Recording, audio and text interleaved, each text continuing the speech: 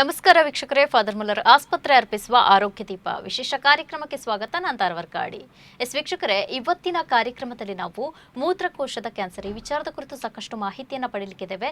ಈ ಮಾಹಿತಿಯನ್ನು ಕೊಡೋದಕ್ಕೆ ನಮಗೆ ಫಾದರ್ ಮುಲ್ಲರ್ ಆಸ್ಪತ್ರೆಯ ಯೂರಾಲಜಿ ವಿಭಾಗದ ಸಹ ಪ್ರಾಧ್ಯಾಪಕರಾಗಿರುವಂತಹ ಡಾಕ್ಟರ್ ಕಿಶನ್ ರಾಜ್ ಕೆ ಇದ್ದಾರೆ. ಬನ್ನಿ ಇವರನ್ನ ಕಾರ್ಯಕ್ರಮಕ್ಕೆ ಸ್ವಾಗತಿಸೋಣ. ಡಾಕ್ಟರ್, ಕಾರ್ಯಕ್ರಮಕ್ಕೆ ಸ್ವಾಗತ. ವೀಕ್ಷಕರೇ, ಕ್ಯಾನ್ಸರ್ ಅನ್ನೋದು ಒಂದು ಮಾರಣಾಂತಿಕ ಕಾಯಿಲೆ ಅಂತಾನೆ ಹೇಳ್ಬೋದು. ಇದರಲ್ಲಿ ಅನೇಕ ರೀತಿಯ ಬಗೆಗಳಿರುತ್ತೆ. ಅದರಲ್ಲಿ ಮೂತ್ರಕೋಶದ ಕ್ಯಾನ್ಸರ್ ಕೂಡ ಒಂದು. ಇನ್ನು ಇದನ್ನ 9ನೇ ಮಾರಣಾಂತಿಕ ಕಾಯಿಲೆ ಅಂತಾನೂ ಹೇಳ್ತಾರೆ. ಹಾಗಿದ್ರೆ ಈ ಮಾರಣಾಂತಿಕ ಕಾಯಿಲೆ ಆಗಿರುವಂತಹ ಮೂತ್ರಕೋಶದ ಕ್ಯಾನ್ಸರ್ನ ಒಂದು ಲಕ್ಷಣಗಳೇನು, ಕಾರಣ, ಪರಿಣಾಮ ಎಲ್ಲವನ್ನ ಇವತ್ತಿನ ಕಾರ್ಯಕ್ರಮದಲ್ಲಿ ತಿಳಿಯೋಣ. ಡಾಕ್ಟರ್, ಮೊದಲಾಗಿ ಮೂತ್ರಕೋಶದ ಕ್ಯಾನ್ಸರ್ ಅಂದ್ರೆ ಏನು? ನೋಡಿ, ನಮ್ಮ ಮೂತ್ರಕೋಶ ಅಂದರೆ ಫಸ್ಟ್ ಹೇಳ್ತೀನಿ, ಅದೊಂದು ಮೂತ್ರ ಕಿಡ್ನಿಯಿಂದ ಉತ್ಪತ್ತಿ ಆಗ್ತದೆ. ಅಲ್ಲಿಂದ ಬಂದುಬಿಟ್ಟು it's A storage organ. Normal capacity ಇರೋದು 300 to 500 ml ಕೆಪಾಸಿಟಿ ಇರ್ತದೆ. ಸೊ ಮೂತ್ರ ಕಿಡ್ನಿಯಿಂದ ಪ್ರೊಡಕ್ಷನ್ ಆಗುತ್ತೆ, ಅಲ್ಲಿ ಬಂದು ಸ್ಟೋರೇಜ್ ಆಗ್ತದೆ. ಸೊ 150 to 50 ml ಫಿಲ್ ಆದಾಗ ಯೂರಿನ್ ಮಾಡಬೇಕಂತ ಇರುತ್ತೆ. It's A storage organ. So ಅಲ್ಲಿ ಯಾವಾಗ ಕ್ಯಾನ್ಸರ್ ಬರ್ತದೆ ಅದಕ್ಕೆ bladder cancer, normally urinary bladder cancer ಅಂತ ಹೇಳ್ತೀವಿ ಅದನ್ನು. ಇನ್ನು ಈ ಒಂದು ಕ್ಯಾನ್ಸರ್ ಅನ್ನೋದು ಎಷ್ಟು ಅಪಾಯಕಾರಿಯಾಗಿರುತ್ತೆ? ಇದರಲ್ಲಿರುವಂತಹ ಅಪಾಯಕಾರಿ ಅಂಶಗಳ ಬಗ್ಗೆ ಹೇಳೋದಾದ್ರೆ ಅಂದರೆ ಈ ಕ್ಯಾನ್ಸರ್ ಮೋಸ್ಟ್ಲಿ ವೆಸ್ಟರ್ನ್ ಕಂಟ್ರೀಸಲ್ಲಿ ಕಾಣಿಸ್ತಾ ಇರೋದು. ಇವಾಗ 2018 ಒಂದು ಸರ್ವೆ ಮಾಡಿದರು. ಆವಾಗ US ಅಲ್ಲಿ ಇಡೀ ವರ್ಲ್ಡಲ್ಲಿ 5 ಲಕ್ಷ ಕೇಸಸ್ಸು ಆ ವರ್ಷದಲ್ಲಿ ಡಿಟೆಕ್ಟ್ ಆಗಿದೆ. ಅದೇ ಇಂಡಿಯಾದಲ್ಲಿ ಅದೇ ವರ್ಷ 18,000 ಕೇಸಸ್ ಡಿಟೆಕ್ಟ್ ಆಗಿದೆ. ಸೊ ನಿಮಗೆ US ಅಲ್ಲಿ ವೆಸ್ಟರ್ನ್ ಕಂಟ್ರೀಸಲ್ಲಿ ಎಲ್ಲಿ ಸ್ಮೋಕಿಂಗ್ ಕಾಮನ್ನು, ಅಲ್ಲಿ ಇದು ತುಂಬ ಪ್ರಿವೆಲೆಂಟು ಈ ಕ್ಯಾನ್ಸರ್ಸು. ಇಂಡಿಯಾದಲ್ಲಿ ಇವಾಗ ಮಟ್ಟಿಗೆ ಕೇಸ್ ಡಿಟೆಕ್ಷನ್ ಇನ್ಕ್ರೀಸ್ ಆಗ್ತಾ ಇದೆ. ಆದರೆ ವೆಸ್ಟರ್ನ್ ಕಂಟ್ರೀಸ್ ಕಂಪೇರ್ ಮಾಡಿದರೆ ಇದೆ ಅಲ್ವಾ, ಅಷ್ಟೊಂದೇನೂ ಇಲ್ಲ. ಆಮೇಲೆ ಇದು 5 times more common in gents, ಲೇಡೀಸಲ್ಲಿ ಕಂಪೇರ್ ಮಾಡಿದರೆ. ಆಮೇಲೆ ಇದರದ್ದು ಏಜ್ ಇರೋದು ಒಂದು 90% ಆಫ್ ದ ಕೇಸಸ್ 55 ವರ್ಷ ಆದಮೇಲೆ ನಮಗೆ ಕಾಣಿಸ್ಲಿಕ್ಕೆ ಸಿಗ್ತದೆ ಇದು. ಅಂದರೆ ಇದು ಪುರುಷರಲ್ಲಿ ಹೆಚ್ಚಾಗಿ ಪುರುಷರಲ್ಲಿ ತುಂಬ ಕಾಮನ್, ಇದು 5 times ಮೋರ್ ಕಾಮನ್ ಲೇಡೀಸಲ್ಲಿ ಕಂಪೇರ್ ಮಾಡಿದರೆ. ಆದರೆ ಲೇಡೀಸಲ್ಲಿ ಈ ಕ್ಯಾನ್ಸರ್ ಯಾವಾಗ ಡಿಟೆಕ್ಟ್ ಆಗುತ್ತೆ, ಮೋಸ್ಟ್ಲಿ ಏನಂದರೆ ಇವಾಗ ತನಕ ಲೇಡೀಸ್ ಕೆಲವೊಂದ್ಸಲಿ ಡಾಕ್ಟರ್ ಹತ್ರ ಹೋಗಲಿಕ್ಕೆ ಇದೆಲ್ಲ ಸ್ವಲ್ಪ ಆಚೆ ಈಚೆ ನೋಡ್ತಾರೆ, ಅಥವಾ ಯೂರಿನರಿ ಬ್ಲೀಡಿಂಗನ್ನು ಮೆನ್ಸ್ಟ್ರಲ್ ಬ್ಲೀಡಿಂಗಲ್ಲಿ ಕನ್ಫ್ಯೂಸ್ ಮಾಡಿಬಿಟ್ಟು ಅದಕ್ಕೆ ಡಾಕ್ಟರ್ ಹತ್ರ ಲೇಟಾಗಿ ಹೋಗ್ತಾರೆ. ಸೊ ಈ ಒಂದು ಲೇಡೀಸಲ್ಲಿ ಈ ಕ್ಯಾನ್ಸರ್ ಕಮ್ಮಿ ಕಾಮನ್ ಆಗಿದ್ದರೂ ಅವರಲ್ಲಿ ಹೆಚ್ಚಿನವರಿಗೆ ಲೇಟ್ ಸ್ಟೇಜಲ್ಲಿ ಡಿಟೆಕ್ಟ್ ಆಗ್ತದೆ ಈ ಕ್ಯಾನ್ಸರ್ ಅಂತ ಇರೋದು. ಓಕೆ. ಇನ್ನು ಪುರುಷರಲ್ಲಿ ಹೆಚ್ಚಾಗಿ ಕಾಣಿಸಿಕೊಳ್ಳುವಂಥ ಕ್ಯಾನ್ಸರ್ ಅಂತ ಹೇಳಿದರೆ, ಹಾಗಿದ್ರೆ ಇದಕ್ಕೆ ಏನಾದರೂ ಸ್ಪೆಷಲ್ ಆಗಿ ಕಾರಣ ಏನಾದರೂ ಇದೆಯಾ ಹೇಗೆ ಅಂತ? ಈಗ first, second, third most common reason ಅಂದರೆ ಸ್ಮೋಕಿಂಗು. ಸ್ಮೋಕಿಂಗ್ ಅಂದರೆ ತುಂಬ ಜನರು ಬಂದು ಹೇಳ್ತಾರೆ ನಮಗೆ, ನಾವು ಸ್ಮೋಕಿಂಗ್ ಮಾಡ್ತಾ ಇಲ್ಲ ಅಂದರೆ ಅದರ ಅರ್ಥ ಸ್ಮೋಕಿಂಗ್ ಆಗಿರಲಿ ಅಥವಾ ಬೀಡಿ ಆಗಿರಲಿ ಅಥವಾ ತಂಬಾಕು ಕೈನೇ ತೊಗೊತಾ ಇದ್ರಿ, ಟೊಬ್ಯಾಕೋ ಎಕ್ಸ್ಪೋಷರ್ ಅಂತ ಇರೋದಲ್ವಾ, ಅದು ಮೋಸ್ಟ್ ಕಾಮನ್ ರೀಸನ್ ಇರೋದು ಈ ಕ್ಯಾನ್ಸರಲ್ಲಿ. ಆಮೇಲೆ ಇನ್ನೊಂದೇನೆಂದರೆ ಜನರು ಬಂದು ಬರ್ತಾರೆ ನಮ್ಮ ಹತ್ರ, ಅಲ್ಲ ಹೆಲ್ತ್ ಚೆಕಪ್ ಬಂದಾಗ ಸ್ಕ್ಯಾನಿಂಗಲ್ಲಿ ಏನೋ ಗಡ್ಡ ಕಾಣಿಸಿರುತ್ತೆ. ನಾವು ಕೇಳ್ತೀವಿ ಸ್ಮೋಕಿಂಗ್ ಇದೆಯಾ ಇಲ್ವಾ ಅಂತ. ಇಲ್ಲ, ನಾವು ಸಣ್ಣದಿರುವಾಗ ಟೀನೇಜ್ ಇಯರ್ಸಲ್ಲಿ ಸ್ಮೋಕಿಂಗ್ ಮಾಡಿದ್ವಿ. ಸೊ ಇದರ ಅರ್ಥ ಏನಂದರೆ ಸ್ಮೋಕಿಂಗ್ ನಿಲ್ಲಿಸಿಯಾಗಿ 15 ವರ್ಷ ತನಕ ರಿಸ್ಕ್ ಇದ್ದೇ ಇರ್ತದೆ. ಸೊ ಇವಾಗ ಸ್ಮೋಕಿಂಗು ಬಿಟ್ಟಾದಮೇಲೆ ಇದೆ ಅಲ್ವಾ, 2 ವರ್ಷದಲ್ಲಿ ರಿಸ್ಕ್ ನಾರ್ಮಲ್ ಆಗೋದಿಲ್ಲ. ಸೊ ಮುಂಚೆ ಜನರು ಟೀನೇಜ್ ಇಯರ್ಸಲ್ಲಿ ಸ್ಮೋಕಿಂಗ್ ಮಾಡಿದರೆ ಅದು ಕೂಡ ರಿಸ್ಕ್ ಆಗಿ ಇರುತ್ತೆ. ಇನ್ನೊಂದೇನೆಂದರೆ ಪ್ಯಾಸಿವ್ ಸ್ಮೋಕಿಂಗ್. ಹೆಚ್ಚಾಗಿ ಗಂಡಸರು ಸ್ಮೋಕಿಂಗ್ ಮಾಡ್ತಾಯಿದ್ರೆ ಮನೆಯಲ್ಲಿ ಎಕ್ಸ್ಪೋಸ್ ಆಗಿರೋದು ಲೇಡೀಸ್ ಆಗಿರಲಿ ಅಥವಾ ಮಕ್ಕಳಾಗಿದ್ದರೆ ಅವರಿಗೂ ಕ್ಯಾನ್ಸರ್ ಬರುವ ರಿಸ್ಕ್ ಇದೆ. ಇನ್ನೊಂದು, ಇಂಡಿಯಾದಲ್ಲಿ ಬ್ಯಾನ್ ಆಗಿದೆ ಎಲೆಕ್ಟ್ರಾನಿಕ್ ಸಿಗರೇಟ್ಸ್, ವೇಪಿಂಗ್ ಅಂತ ಇರೋದು, ಬಟ್ ಅದು ಒಂದು ರಿಸ್ಕು ಬ್ಲ್ಯಾಡರ್ ಕ್ಯಾನ್ಸರಿಗೆ. So first, second, third common reason ಅಂದರೆ ಟೊಬ್ಯಾಕೋ ಎಕ್ಸ್ಪೋಷರ್.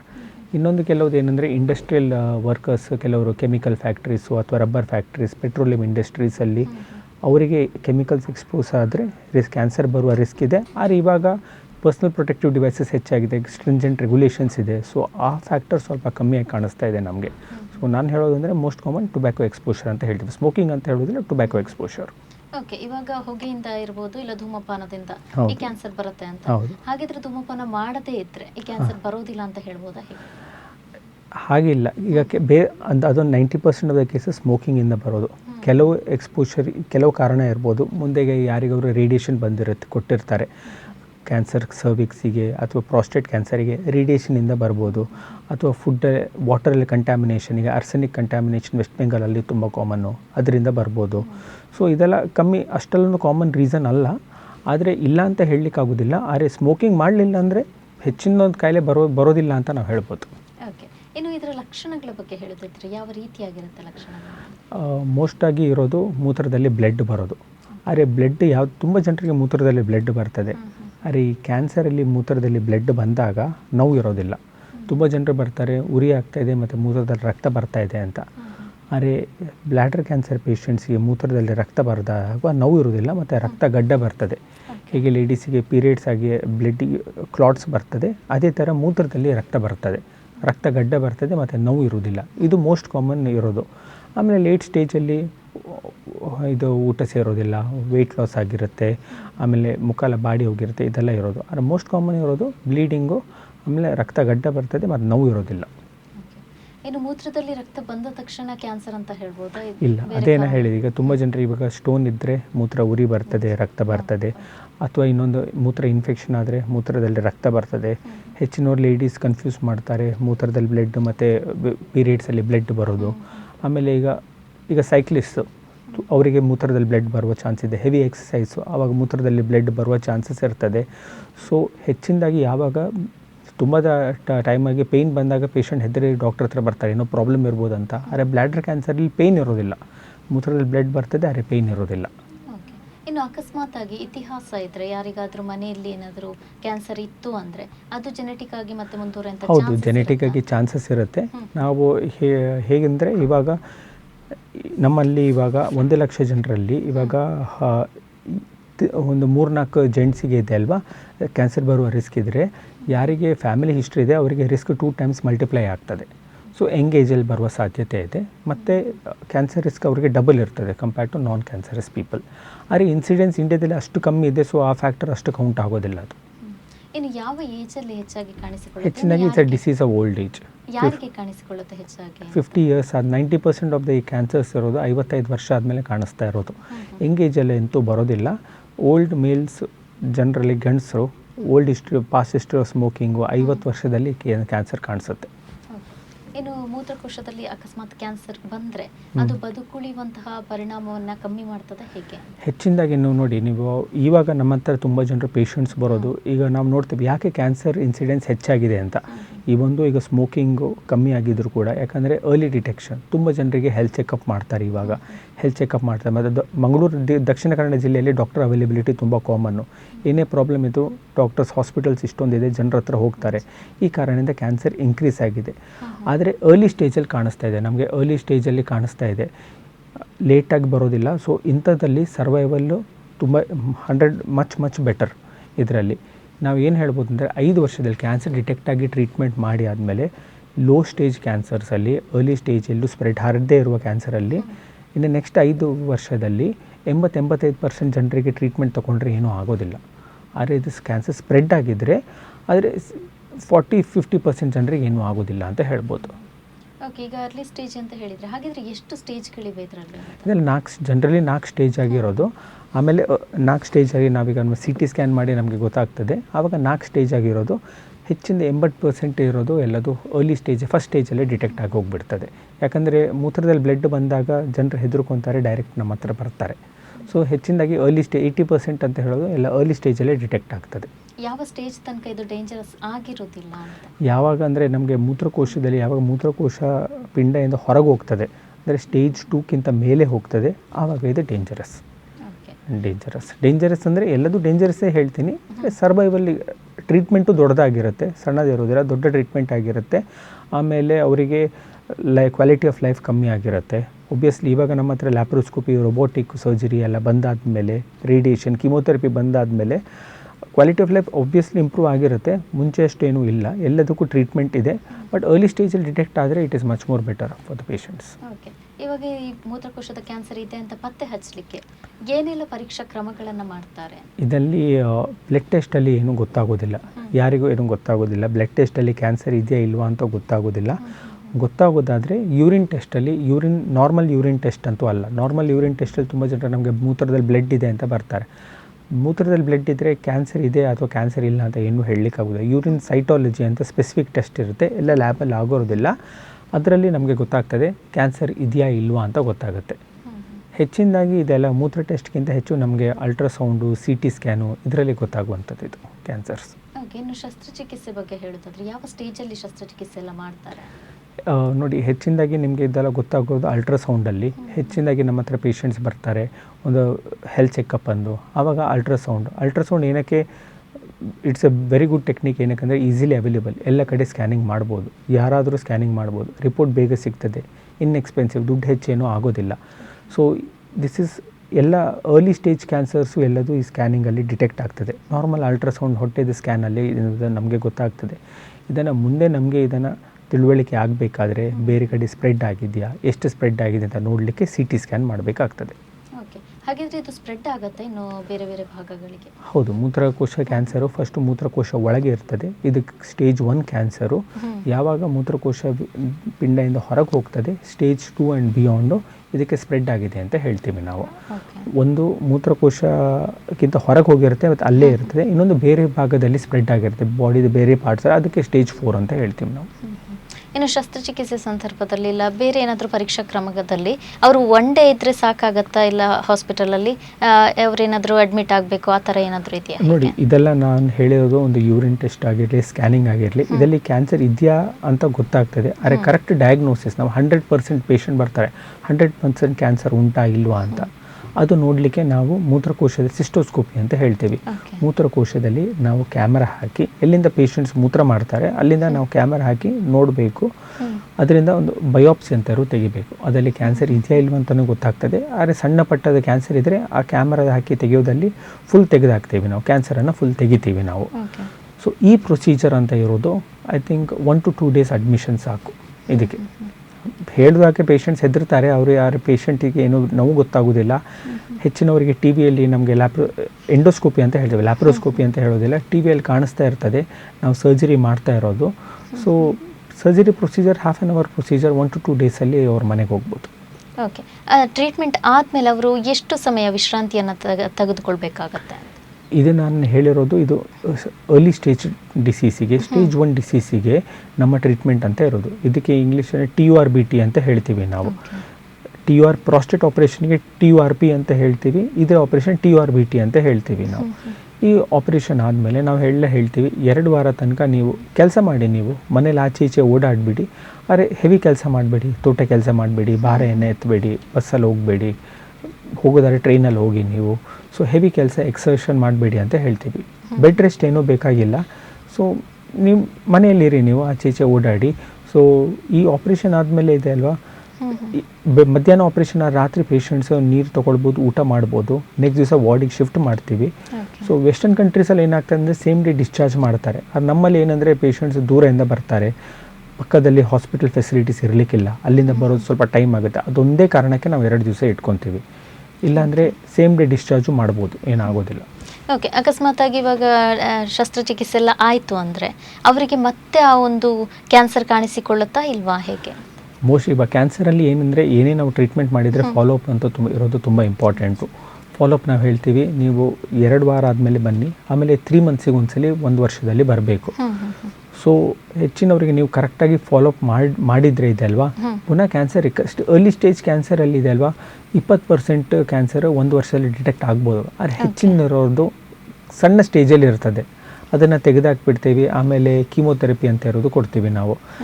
ಫಾಲೋಅಪ್ಪಲ್ಲಿ ಇರಬೇಕು. ಫಸ್ಟ್ ಇಯರಲ್ಲಿ ಎವ್ರಿ 3 months ಬರಬೇಕು. ಸೆಕೆಂಡ್ ಇಯರಿಂದ 3rd year ತನಕ ಇದೆಯಲ್ಲ 6 months ಎವ್ರಿ ಫಾಲೋಅಪ್ ಇಯರ್ ಅಂತ ಬರಬೇಕು. ಹಾಗೆ 5 ವರ್ಷ ತನಕ ಫಾಲೋಅಪಿಗೆ ಬರಲೇಬೇಕು. ಹೆಚ್ಚಿನವರು 1 ವರ್ಷ ತನಕ ಬರ್ತಾರೆ, ಆಮೇಲೆ ಫಾಲೋಅಪ್ ಬಿಡ್ತಾರೆ. ಸೊ ನಾನು ಹೇಳ್ದಂಗೆ 5 ವರ್ಷ ತನಕ ರೆಗ್ಯುಲರಾಗಿ ಫಾಲೋಅಪ್ಪಲ್ಲಿ ಇದ್ದರೆ ಅರ್ಲಿ ಸ್ಟೇಜ್ ಕ್ಯಾನ್ಸರ್ಲಿ 80 to 85% ಪೇಷಂಟ್ಸಿಗೆ ಏನೂ ಆಗೋದೇ ಇಲ್ಲ, ಏನಾಗೋದಿಲ್ಲ. ಓಕೆ, ಅವರಂದರೆ ಜೀವನ ಪರ್ಯಂತ ಟೆಸ್ಟಿಗೆ ಬರಬೇಕಾಗ್ತದೆ? 5 ವರ್ಷ ತನಕ ಅಂತೂ ಮಿನಿಮಮ್ ಬರಬೇಕು. ಆಮೇಲೆ ನಮಗೆ ಒಂದ್ಸಲಿ ಕ್ಯಾನ್ಸರ್ ತೆಗೆದಾದ್ಮೇಲೆ ಏನೂ ಬರಲೇ ಇಲ್ಲ ಅಂದರೆ ಏನು ಮಾಡೋದು ಬೇಕಾಗಿಲ್ಲ. ಪ್ರತಿ ವರ್ಷ ಒಂದ್ಸಲಿ ಬಂದರಾಯಿತು. ಪುನಃ ಬರ್ತಾ ಇದ್ದರೆ ನಾವು ಹೇಳ್ತೀವಿ, ನಾವು ಫಾಲೋಅಪಿಗೆ ಬಂದುಬಿಟ್ಟು ಕೀಮೋಥೆರಪಿ ಏನಾದ್ರು ತಗೊಳ್ಳಿ ಅಂತ ಹೇಳ್ತೀವಿ ನಾವು. ಓಕೆ, ಇನ್ನು ಅಕಸ್ಮಾತ್ ಆಗಿ ಮೂತ್ರಕೋಶ ಹೊರತುಪಡಿಸಿ ಬೇರೆಲ್ಲ ಭಾಗಗಳಿಗೆ ಸ್ಪ್ರೆಡ್ ಆಗಿದ್ರೆ ಅಂಥ ಸಂದರ್ಭದಲ್ಲಿ ಯಾವ ರೀತಿಯ ಪರೀಕ್ಷಾ ಕ್ರಮಗಳು? ನಾನು ನಿಮಗೆ ಹೇಳಿದಂಗೆ 80% ಇರೋದು ಕ್ಯಾನ್ಸರ್ ಇದೆ ಅಲ್ವಾ, ಮೂತ್ರಕೋಶ ಒಳಗೆ ಇರ್ತದೆ, ಹೊರಗಡೆ ಸ್ಪ್ರೆಡ್ ಆಗಿರೋದಿಲ್ಲ. ಒಂದು ವೇಳೆ ಹೊರಗಡೆ ಸ್ಪ್ರೆಡ್ ಆಗಿದ್ದರೆ ನಾವು ಈ ಮೂತ್ರಕೋಶದನ್ನು ತೆಗಿಬೇಕಾಗ್ತದೆ. ಇದೊಂದು ಮೇಜರ್ ಪ್ರೊಸೀಜರ್ ಅಂತ ಹೇಳ್ಬೋದು ನಾವು. ಆಮೇಲೆ ಮೂತ್ರಕೋಶನ ತೆಗಿಬೇಕಂತ. ಆದರೆ ಇವಾಗ ನಮಗೆ ಲ್ಯಾಪ್ರೋಸ್ಕೋಪಿ ರೋಬೋಟಿಕ್ ಎಲ್ಲ ಬಂದಾದಮೇಲೆ ಇದೆ ಅಲ್ವಾ, ಅಂಥ ಪೇಷಂಟ್ಸು ನಾವು 2-3 ದಿವಸ ಆದಮೇಲೆ ಡಿಸ್ಚಾರ್ಜ್ ಮಾಡ್ತೀವಿ. ಎಸ್ಪೆಷಲಿ ರೋಬೋಟಿಕ್ ಎಲ್ಲ ಬಂದಾದಮೇಲೆ 3 to 4 days ಆದಮೇಲೆ ಡಿಸ್ಚಾರ್ಜ್ ಮಾಡ್ತೀವಿ. ಇದೊಂದು ಸ್ವಲ್ಪ ದೊಡ್ಡ ಮೇಜರ್ ಪ್ರೊಸೀಜರು. ಸ್ವಲ್ಪ 3-4 days ಅಡ್ಮಿಟ್ ಆಗಿರಬೇಕಾಗ್ತದೆ. ಓಕೆ, ಇವಾಗ ಹೊರಗಡೆ ಎಲ್ಲ ಸ್ಪ್ರೆಡ್ ಆಗಿದ್ರೆ ಅದಕ್ಕೆ ಕೀಮೋಥೆರಪಿ, ವಿಕಿರಣ ಚಿಕಿತ್ಸೆ ಇದೆಲ್ಲ ನೀಡ್ತಾರೆ. ಹೌದು, ಇದು ಕೀಮೋಥೆರಪಿ ಹೇಳ್ತಾರೆ. ಇವಾಗ ಜನರು ಪೆಟ್ ಸ್ಕ್ಯಾನ್ ಮಾಡ್ಕೊಂಡು ಬರ್ತಾರೆ, CT ಸ್ಕ್ಯಾನ್ ಮಾಡ್ಕೊಂಡು ಬರ್ತಾರೆ. ಅಲ್ಲ ಕೀಮೋಥೆರಪಿ ಬೇಕಾ ಅಂತ ನಾವು ಹೇಳೋದು ಒಂದೇ ಕಾರಣ ಅಂತ, ನಿಮಗೆ ಕ್ಯಾನ್ಸರ್ ಸೆಲ್ಸ್ ನಮ್ಮ ಕಣ್ಣಿಗೆ ಕಾಣೋದಿಲ್ಲ, CT ಸ್ಕ್ಯಾನಲ್ಲಿ ಕಾಣೋದಿಲ್ಲ, ಅವ್ರ ಮೈಕ್ರೋಸ್ಕೋಪ್ ಅಡಿಯಲ್ಲೇ ಇರ್ಬೋದು. ಅಂತ ಕಾಣಿಸ್ದೇ ಇರುವ ಕ್ಯಾನ್ಸರ್ ಸೆಲ್ಸನ್ನು ಸಾಯಿಸಲಿಕ್ಕೆ ಕೀಮೋಥೆರಪಿ ಕೊಡಬೇಕು ನಮಗೆ. ಇನ್ನು ಕೆಲವರಿಗೆ ಇದೆಲ್ಲ ಹೇಳ್ತಾರೆ, ನಮಗೆ ಸ್ಪ್ರೆಡ್ ಆಗಿದೆ, ಆದರೆ ನಮಗೆ ಕೀಮೋಥೆರಪಿ ಇದು ದೊಡ್ಡ ಆಪ್ರೇಷನ್ ಬೇಕಾಗಿಲ್ಲ, ಇಂಥವರಿಗೆ ಕೀಮೋಥೆರಪಿ ಮತ್ತು ರೇಡಿಯೇಷನ್ ಎರಡೂ ಕೊಡ್ಬೋದು ನಾವು. ಓಕೆ, ಇನ್ನು ಕೀಮೋಥೆರಪಿ ಕೊಟ್ಟ ನಂತರ ಕೂದಲುದಿರುವ ಸಮಸ್ಯೆ, ಇಂತಹ ಏನಾದರೂ ಬೇರೆ ಬೇರೆ ಸಮಸ್ಯೆಗಳು ಬರುವಂಥ ಚಾನ್ಸಸ್ ಇರುತ್ತೆ ಹೇಗೆ? ಹೌದು, ಕೀಮೋಥೆರಪಿ ಕೊಟ್ಟಾದ್ಮೇಲೆ ಕೀಮೋಥೆರಪಿ ನೋಡಿ, ಇವಾಗ ಕಿಡ್ನಿ ಕಮ್ಮಿ ಕೆಲಸ ಮಾಡ್ತಾ ಇದ್ದರೆ ಅವ್ರಿಗೆ ಕೀಮೋಥೆರಪಿ ಕೊಡ್ಲಿಕ್ಕೆ ಆಗೋದಿಲ್ಲ. ಹಾರ್ಟ್ ಸರಿ ಕೆಲಸ ಮಾಡಲಿಲ್ಲ ಅಂದರೆ ಕೀಮೋಥೆರಪಿ ಕೊಡ್ಲಿಕ್ಕೆ ಆಗೋದಿಲ್ಲ, ಅಥವಾ ಡೋಸೇಜನ್ನು ಚೇಂಜ್ ಮಾಡಬೇಕು. ಅದರದ್ದೇ ಒಂದು ಸೈಡ್ ಎಫೆಕ್ಟ್ಸ್ ಇರ್ತದೆ ಕೀಮೋಥೆರಪಿಯಲ್ಲಿ. ಕಿಡ್ನಿ ಫೇಲಿಯರ್ ಆಗಿರಲಿ, ಅಥವಾ ಕಿವಿ ಕೇಳಿಸೋದಿಲ್ಲ, ಹಿಯರಿಂಗ್ ಲಾಸ್ ಆಗಿರಲಿ, ಬ್ಲಡ್ಡಲ್ಲಿ ಇನ್ಫೆಕ್ಷನ್ ಬರುವ ಚಾನ್ಸಸ್ ಆಗಿರಲಿ, ಕೀಮೋಥೆರಪಿಯಲ್ಲಿ ಇದ್ದೇ ಇರ್ತದೆ. ಆದರೆ ಇವಾಗ ನಮಗೆ ಮುಂಚೆ ಏನಂದರೆ ಒಂದೆರಡು ನಮ್ಮ ಇಂಜೆಕ್ಷನ್ ಇರ್ತಾಯಿತ್ತು, ಇವಾಗ ಪರ್ಸನಲೈಸ್ ಟ್ರೀಟ್ಮೆಂಟ್ ಅಂತ ಇರ್ತದೆ. ಸೊ ಎಲ್ಲ ಪೇಷಂಟ್ಸಿಗೆ ಇದೆಯಲ್ಲ, ಆ ಪೇಷಂಟಿಗೆ ತಕ್ಕಂತೆ ಒಂದೊಂದು ಟ್ರೀಟ್ಮೆಂಟ್ ನಮಗೆ ಕಾಣಿಸ್ತದೆ ಜೆನೆಟಿಕ್ ಟೆಸ್ಟಿಂಗಿಂದ. ಸೊ ನಮ್ಮ ಉದ್ದೇಶ ಏನು, ಪೇಷಂಟ್ಸಿಗೆ ಸೈಡ್ ಎಫೆಕ್ಟ್ಸ್ ಇರಬಾರ್ದು, ಕಾಸ್ಟ್ ಕಮ್ಮಿ ಆಗಬೇಕು, ಆಮೇಲೆ ಸರ್ವೈವಲ್ ಬಗ್ಗೆ ಏನೂ ಪ್ರಾಬ್ಲಮ್ ಆಗಬಾರ್ದು. ಸೊ ಪರ್ಸನಲೈಸ್ ಟ್ರೀಟ್ಮೆಂಟು ಪ್ರತಿ ಪೇಷಂಟಿಗೆ ತಕ್ಕಂತಾಗೆ, ಅವರ ಡಿಸೀಸ್ ತಕ್ಕಂತಾಗೆ ಅವ್ರಿಗೆ ಒಂದು ಟ್ರೀಟ್ಮೆಂಟ್ ಕೊಡ್ತೀವಿ ನಾವು, ಅವ್ರಿಗೆ ಸೈಡ್ ಎಫೆಕ್ಟ್ ಆಗದೆ ಇರುವಂಗೆ. ಅಕಸ್ಮಾತ್ ಆಗಿ ಅವರಿಗೆ ಬೇರೆ ರೋಗಗಳು ಕೂಡ ಇದ್ರೆ ಅಂತ ಸಂದರ್ಭದಲ್ಲಿ ಕೂಡ ಶಸ್ತ್ರಚಿಕಿತ್ಸೆ ಅದೆಲ್ಲ ಮಾಡಬಹುದಾ? ಹೌದು, ನಾನು ಅದೇ ಹೇಳಿದಂಗೆ ಇದೆಯಲ್ಲ, ಕೆಲವರಿಗೆ ಇವಾಗ ಬೇರೆ ಕೀಮೋಥೆರಪಿ ತಗೊಳ್ಳಿಕ್ಕೆ ಆಗೋದಿಲ್ಲ ಅಂತ ಇರ್ತದೆ. ನಾವು ಹೇಳ್ತೀವಿ, ನೀವು ಹಾಗಾದ್ರೆ ಕೀಮೋಥೆರಪಿ ಬೇಡ, ನಾವು ಆಪ್ರೇಷನ್ ಮಾಡಿ ಫುಲ್ ತೆಗಿತೀವಿ. ಇನ್ನು ಕೆಲವರಿಗೆ ಆಪ್ರೇಷನ್ ಬೇಡ ಅಂತ ಇರ್ತದೆ, ಅವರಿಗೆ ನಾವು ಕೀಮೋಥೆರಪಿ ಮತ್ತು ರೇಡಿಯೋಥೆರಪಿ ಜೊತೆಗೆ ಕೊಡ್ತೀವಿ ನಾವು. ಹೌದು, ಕೊಡ್ಬೋದು ನಾವು. ಆದರೆ ಬೇರೆ ಕೀಮೋಥೆರಪಿ ನಾರ್ಮಲ್ ಆಗಿ ಕೊಡ್ತಾವ್ರು ಸಿಸ್ಪ್ಲಾಟಿನ್ ಅಂತ ಹೇಳ್ತೀವಿ, ಆ ಇಂಜೆಕ್ಷನ್ ಬೇಡ, ಬೇರೆ ಇಂಜೆಕ್ಷನ್ ಕೊಟ್ಟಿದ್ರೆ ಆಯಿತು ನಾವು. ಓಕೆ, ಈಗ ಅಕಸ್ಮಾತ್ ಆಗಿ ಶಸ್ತ್ರಚಿಕಿತ್ಸೆ ಮಾಡಿಲ್ಲ ಅಂದರೆ ಇದು ಗುಣಮುಖ ಆಗುತ್ತಾ ಹೇಗೆ? ಇಲ್ಲ, ಹೆಚ್ಚಿನದಾಗಿ ನೋಡಿ, ಅರ್ಲಿ ಸ್ಟೇಜ್ ಕ್ಯಾನ್ಸರಲ್ಲಿ ಇದೆ ಅಲ್ವಾ, ನಿಮಗೆ ಟ್ರೀಟ್ಮೆಂಟ್ ಮಾಡಲಿಲ್ಲ ಅಂದರೆ ಪುನಃ ಬರ್ತಾ ಇರ್ತದೆ. ಸೊ ನಮ್ಗೆ ಅದು ಪುನಃ ಬರಲಿಕ್ಕೆ ಇಷ್ಟ ಇಲ್ಲ ನಮಗೆ. ಹೆಚ್ಚಿನದಾಗಿ ಏನಂದರೆ, ನಾವೀಗ ಲೋ ಸ್ಟೇಜ್ ಕ್ಯಾನ್ಸರಲ್ಲಿ ನಾವು ತೆಗೆದ್ರೆ ಪುನಃ ಕ್ಯಾನ್ಸರ್ ಬರುವ ಸಾಧ್ಯತೆ ಇದೆ, ಆದರೆ ಕ್ಯಾನ್ಸರ್ ಜೀವಕ್ಕೇನೋ ಅಪಾಯ ಇರೋದಿಲ್ಲ. ಅದು ಬರ್ತದೆ, ಅದನ್ನು ಬಂದಾದಮೇಲೆ ತೆಗಿಬೇಕು. ಸೊ ನೀವು ಅದು ಹೇಳುವಂಗೆ ಫಾಲೋಅಪ್ಪಲ್ಲಿ ಇಟ್ಕೊಳ್ಳಿ ನೀವು, ಆಮೇಲೆ ಟ್ರೀಟ್ಮೆಂಟನ್ನು ನೀವು ಮಾಡಿ, ಅದು ಯಾವತ್ತೂ ಬೆಟರ್ ಅದು. ಓಕೆ, ಈಗ ಪದೇ ಬರ್ತದೆ ಅಂತ ಹೇಳಿದ್ರೆ, ಬಂದ ನಂತರ ಅದು ತೆಗಿತಾ ಇದ್ರೆ ಮತ್ತೆ ಅದರಿಂದ ಏನಾದರೂ ಸೈಡ್ ಎಫೆಕ್ಟ್ಸ್? ಬಂದ ನಂತರ ತೆಗೆದ್ರೆ ಏನು ಸೈಡ್ ಎಫೆಕ್ಟ್ಸ್ ಎಲ್ಲ ಇದು ಹೇಳ್ದಂಗೆ ಇದೆ ಅಲ್ವಾ. ಇದು ಆಲ್ಮೋಸ್ಟ್ ಅಂತ ಹೇಳೋದು, ನಾವು ಮೂತ್ರಕೋಶದಲ್ಲಿ ಕ್ಯಾಮರಾ ಇಟ್ಟು ತೆಗೆಯುವಂಥದ್ದು, ಇದು ಕ್ಯಾಮರಾ ಇಟ್ಟಂತ ತೆಗೆಯೋದು. ಇವಾಗ ನಮ್ಮದು ಎಂಡೋಸ್ಕೋಪಿಕ್ ಇನ್ಸ್ಟ್ರೂಮೆಂಟ್ಸು ತುಂಬ ಚೆನ್ನಾಗಿ ಬಂದಿದೆ, 4K ಮಾನಿಟರ್ಸ್ ಬಂದಿದೆ. ಸೊ ನಮ್ಮ ಅನಸ್ಥೀಶಿಯಾ ಕ್ವಾಲಿಟಿ ಇಂಪ್ರೂವ್ ಆಗಿದೆ, ನಮ್ಮ ಆಪರೇಷನ್ ಥಿಯೇಟರ್ ಕ್ವಾಲಿಟಿ ಹೆಚ್ಚಾಗಿದೆ. ಸೊ ಬ್ಲೀಡಿಂಗ್ ಅಂತ ಇರುವ ರಿಸ್ಕ್ ಮೋಸ್ಟ್ ಮಿನಿಪಲ್. ನಾನು ಹೇಳ್ದಂಗೆ ಇದೆ, ಲಾಸ್ಟ್ ಒಂದು 5 ಇಯರ್ಸಲ್ಲಿ ಫಾದಮುಲ್ಲಲ್ಲಿ ಕೆಲಸ ಮಾಡ್ತಾ ಇದ್ದೀವಿ. ಹೆಚ್ಚಿನ ಪೇಷಂಟ್ 2 ದಿವಸದಲ್ಲಿ ಮನೆಗೆ ಹೋಗ್ತಾರೆ. ಬ್ಲೀಡಿಂಗ್ ಅಂತ ಇರುವ ರಿಸ್ಕೆ ಆಲ್ಮೋಸ್ಟ್ ನೆಗ್ಲಿಜಿಬಲ್ ಇದೆ. ಸೊ ಹಾಗೇನು ಪ್ರಾಬ್ಲಮ್ ಏನೂ ಆಗೋದಿಲ್ಲ. ಓಕೆ, ಇವಾಗ ಶಸ್ತ್ರಚಿಕಿತ್ಸೆ ಆದಮೇಲೆ ಅವರು ಟ್ಯಾಬ್ಲೆಟ್ಸ್ ಅದು ಇದೆಲ್ಲ ಕಂಟಿನ್ಯೂ ಮಾಡಬೇಕಾಗತ್ತಾ ಹೇಗೆ? ಟ್ಯಾಬ್ಲೆಟ್ಸ್ ಅಂತ ಇಲ್ಲ, ಇದಕ್ಕೆ ನಾವು ಒಂದು ಕೀಮೋಥೆರಪಿ ಅಂತ ಕೆಲವು ಇಂಜೆಕ್ಷನ್ ಅಂತ ಇದೆ ಅಲ್ವಾ, ಅದನ್ನು ನಾವು ಮೂತ್ರಕೋಶದಲ್ಲಿ ಪೈಪ್ ಹಾಕಿ ನಾವು ಇಂಜೆಕ್ಷನ್, ಅಂದರೆ ಮೂತ್ರಕೋಶ ಒಳಗೆ ನಾವು ಇಂಜೆಕ್ಷನನ್ನು ಕೊಡ್ತೀವಿ ನಾವು. ಕೊಟ್ಟಾದಮೇಲೆ ಒಂದು 2 ಅವರ್ಸ್ ಆದಮೇಲೆ ಅವ್ರು ಯೂರಿನ್ ಪಾಸ್ ಮಾಡ್ಬೋದು. ಸೊ ಇದು ಟ್ಯಾಬ್ಲೆಟ್ ಅಂತ ಇಲ್ಲ, ಇಂಟ್ರಾವೆಸಿಕಲ್ ಇನ್ಸ್ಟಿಲೇಷನ್ ಅಂತ ಹೇಳ್ತೀವಿ. ಕ್ಯಾನ್ಸರನ್ನು ಮೂತ್ರಕೋಶ ಒಳಗೆ ನಾವು ಒಂದು ಮದ್ದನ್ನು ನೀರಲ್ಲಿ ಮಿಕ್ಸ್ ಮಾಡಿ ನಾವು ಅಲ್ಲಿ ಹಾಕ್ತೀವಿ. ಸೊ ಪೇಷಂಟ್ಸ್ ಹೇಳ್ತೀವಿ 2 ಗಂಟೆ ತನಕ ನೀವು ಮೂತ್ರ ಮಾಡಬೇಡಿ ಅಂತ. ಸೊ ಕಣ್ಣಿಗೆ ಕಾಣ್ತಾ ಇರುವ ಕ್ಯಾನ್ಸರ್ ಸೆಲ್ಸನ್ನು ಸತ್ತೋಗ್ಬಿಡ್ತದೆ. ಸೊ ಅದನ್ನು ಪೇಷಂಟ್ಸು 3 ಮಂತ್ಸರಿಗೆ ಒಂದ್ಸಲಿ ತಗೊಳ್ಬೇಕಾಗ್ತದೆ. ಸೊ ಟ್ಯಾಬ್ಲೆಟ್ ಅಂತ ಏನೂ ಇಲ್ಲ. ಹೆಚ್ಚಿನದಾಗಿ ಇದೆಯಲ್ವ, ನೀವು ಹಾಸ್ಪಿಟ್ಲಿಗೆ ಬಂದು, ಈಗ ನಮ್ಮಲ್ಲಿ ಫಾದಮುಲ್ಲಲ್ಲಿ ಡೇ ಕೇರ್ ಆಗಿ ಅಡ್ಮಿಷನ್ ಅಂತ ಇರುತ್ತೆ. ಪೇಷಂಟ್ಸ್ ಬೆಳಿಗ್ಗೆ 9 ಗಂಟೆಗೆ ಬರ್ತಾರೆ. ಈ ಇಂಜೆಕ್ಷನ್ ಅಂತ ಮೂತ್ರಕೋಶದಲ್ಲಿ ನಾವು ನೀರಲ್ಲಿ ಮಿಕ್ಸ್ ಮಾಡಿ ಹಾಕಿಬಿಟ್ಟು, ನೀವು 9 ಗಂಟೆಗೆ ಬಂದರೆ 10-11 ಗಂಟೆಗೆ ಮಾಡಿ ನೀವು ಮನೆಗೆ ಹೋಗಿ ಅಂತ ಹೇಳ್ತೀವಿ ನಾವು. ಟ್ಯಾಬ್ಲೆಟ್ಸ್ ಅಂತ ಇರೋದು ಹೆಚ್ಚಿನದಾಗಿ ಏನೂ ಇಲ್ಲ, ಎಸ್ಪೆಷಲಿ ಈ ಕ್ಯಾನ್ಸರಿಗೆ. ಓಕೆ, ಇನ್ನು ಶಸ್ತ್ರಚಿಕಿತ್ಸೆ ಆದಮೇಲೆ ಅವರ ಆರೈಕೆ ಯಾವ ರೀತಿಯಾಗಿರಬೇಕಾಗತ್ತೆ? ಅಂದರೆ ನೀವು ಅರ್ಥ ಆಗಲಿಲ್ಲ. ಇವಾಗ ಕ್ಯಾನ್ಸರ್ ಇತ್ತು, ಶಸ್ತ್ರಚಿಕಿತ್ಸೆ ಆಗುತ್ತೆ, ಅದರ ನಂತರ ಸ್ಪೆಷಲ್ ಆಗಿ ಏನಾದರೂ ಕೇರ್ ತಗೊಳ್ಬೇಕಾಗತ್ತೆ? Mainly prevention better. ತುಂಬ ಜನರು ಇದೆ ಅಲ್ವಾ, ಪುನಃ ಸ್ಮೋಕಿಂಗ್ ಮಾಡಬೇಡಿ ಅಂತ ನಾವು ಹೇಳ್ತೀವಿ ನಾವು. ಹೆಚ್ಚಿನವರು ಹೇಳ್ತಾರೆ, ಲಾಸ್ಟ್ ಯಾವಾಗ ಸ್ಮೋಕಿಂಗ್ ಮಾಡಿದ್ದೀವಿ ಅಂತ ಹೇಳಿ 2 ದಿವಸ ಹಿಂದೆ ಅಂತ ಹೇಳ್ತೀವಿ. ಮನೆಗೆ ಹೋಗಿ ಆದಮೇಲೆ ಇದೆ ಅಲ್ವಾ ಪುನಃ ಸ್ಮೋಕಿಂಗ್ ಮಾಡ್ತಾರೆ. ಅದು ಮೋಸ್ಟ್ ಇಂಪಾರ್ಟೆಂಟ್ ರಿಸ್ಕ್ ಫ್ಯಾಕ್ಟರು. ಆಮೇಲೆ ಆ್ಯಂಟಿ ಆಕ್ಸಿಡೆಂಟ್ಸ್ ಅಂತ ಇರೋದು. ನೀವು ಟ್ಯಾಬ್ಲೆಟ್ಸ್ ತಗೊಳ್ಳೋದಕ್ಕಿಂತ ಇದೆ ಅಲ್ವಾ, ಪ್ರೊಸೆಸ್ಡ್ ಫುಡ್ ಕಮ್ಮಿ ಮಾಡಿ. ನೀವು ನಿಮ್ಮ ಮೈದಾ ಅಥವಾ ಮಸಾಲ ಐಟಮು ಹೊರಗೆ ತಿನ್ನೋದು ಅದನ್ನು ಕಮ್ಮಿ ಮಾಡ್ಕೊಳ್ಳಿ.